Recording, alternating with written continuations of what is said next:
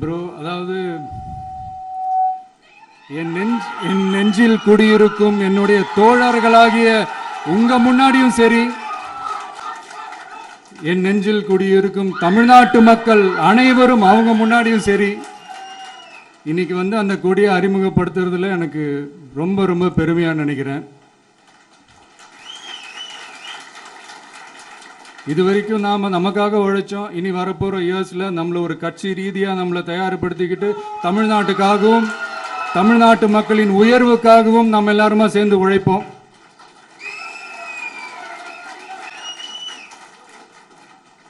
இந்த புயலுக்கு பின் அமைதி ஆர்ப்பரிப்பு ஆரவாரம்னு நம்மளுடைய கொடிக்கு பின்னாடியும் ஒரு இன்ட்ரெஸ்டிங்கான ஒரு வரலாற்று குறிப்பு ஒன்று இருக்குது. அது என்னென்னு அதை நீங்கள் எல்லாம் ஒரு நாளுக்காக வெயிட் பண்ணிகிட்டு இருக்கீங்கன்னு சொன்னல, அன்னைக்கு நம்மளுடைய கொள்கைகள் என்ன, நம்மளுடைய செயல் திட்டங்கள் என்னன்னு சொல்லும்போது அன்னைக்கு இந்த கொடிக்கான விளக்கத்தையும் நாங்கள் சொல்கிறோம். அது வரைக்கும்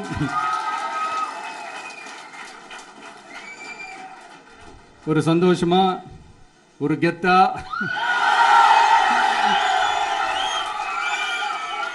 நம்ம இதை ஏற்றி கொண்டாடுவோம். இது வெறும் நம்மளுடைய ஒரு கட்சிக்கான கொடியா மட்டும் இதை நான் பார்க்கலைங்க.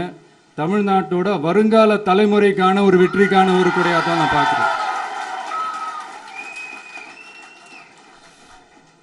இது உங்க இல்லத்துல உங்க உள்ளத்துல இதெல்லாம் நான் சொல்லாமலே நீங்க ஏத்துவீங்கன்றது எனக்கு நல்லா தெரியும். அது வரைக்கும் கான்ஃபிடென்ட்டா இருங்க. நல்லதே நடக்கும். வெற்றி நிச்சயம். மீண்டும் சந்திக்கும் வரை நன்றி, வணக்கம்.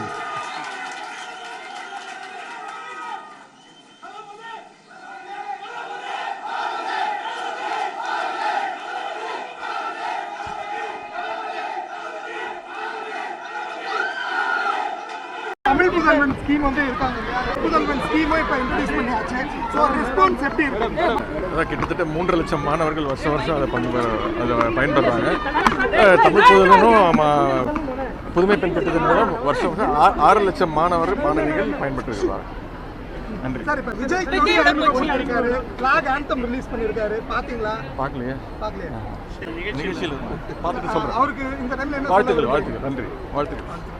சிவதாஸ் மீனாவுக்கு பதவிக்காலம் நிறைவடைவதாலும் புதிய தலைமை செயலாளராக என் முருகானந்தம் நியமிக்கப்பட்டார். இதுகுறித்த அரசாணையை பிறப்பித்தது தமிழ்நாடு அரசு.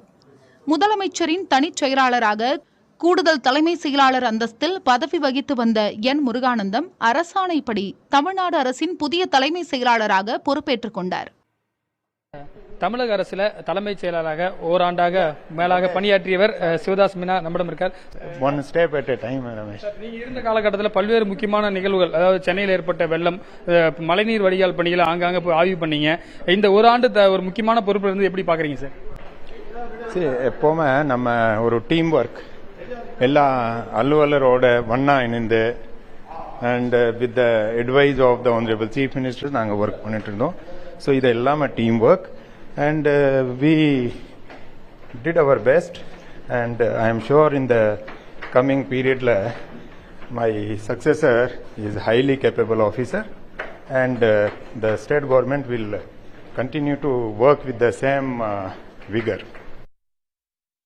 தமிழ்நாட்டின் புதிய தலைமை செயலாளராக முருகானந்தம் நியமிக்கப்பட்டுள்ளார். இவர் தமிழ்நாட்டின் 50வது தலைமை செயலாளர் ஆவார். தலைமை செயலாளராக உள்ள இறையன்பு ஓய்வு பெற இருந்தபோது அந்த இடத்திற்கு முருகானந்தம் நியமிக்கப்படுவார் என எதிர்பார்க்கப்பட்டது. ஆனால் முதலமைச்சரின் தனிச் செயலாளராக முருகானந்தம் நியமிக்கப்பட்டார். தற்போது முதலமைச்சரின் முதன்மை செயலாளராக பொறுப்பு வகித்து வந்த இவர் தமிழ்நாட்டின் 50வது தலைமை செயலாளராக நியமிக்கப்பட்டுள்ளார். IAS அதிகாரியான இவர் ஒரு பொறியியல் பட்டதாரி ஆவார். கம்ப்யூட்டர் சயின்ஸ் பாடப்பிரிவில் இவர் பட்டம் பெற்றுள்ளார். பின்னர் இந்தியாவின் தலை சிறந்த கல்வி நிறுவனங்களில் ஒன்றான IIM கல்வி நிறுவனத்தில் MBA பட்டம் பெற்றார். 1991ஆம் ஆண்டு IAS அதிகாரியாக தேர்வானார். IAS அதிகாரியாக பல மாவட்டங்களில் பணியாற்றிய இவர் மிகுந்த திறமையும் அனுபவமும் கொண்டவர். கொரோனா காலத்தில் ஒவ்வொரு மாவட்டத்திற்கும் தனித்தனி கண்காணிப்பாளர்கள் நியமிக்கப்பட்ட போது விழுப்புரம் மாவட்டத்திற்கு கண்காணிப்பாளராக நியமிக்கப்பட்ட முருகானந்தம் IAS அந்த மாவட்டத்தில் கொரோனா தடுப்பு மற்றும் பேரிடர் பணிகளை திறம்பட கையாண்டவர்.